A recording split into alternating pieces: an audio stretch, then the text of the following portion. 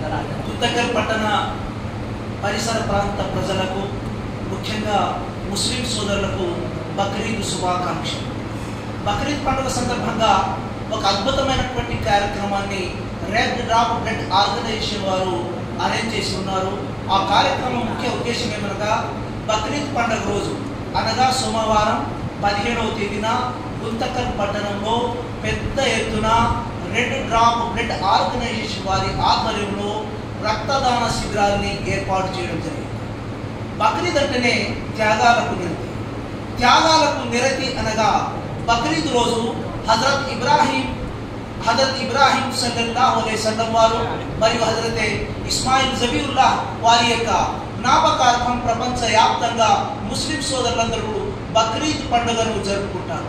ఆ త్యాగాలకు నిరతికి సాక్ష్యంగా ముస్లిం యువత ఎవరైతే ఉన్నారో వారందరూ కూడా తమ రక్తదానాన్ని పేద ప్రజల కోసం అందించడానికి రక్తదానం చేసి మానవత్వాన్ని చాటుకోవాలని రెడ్ డ్రాప్ బ్లడ్ ఆర్గనైజేషన్ ద్వారా మీ అందరికీ విజ్ఞప్తి చేస్తున్నాం.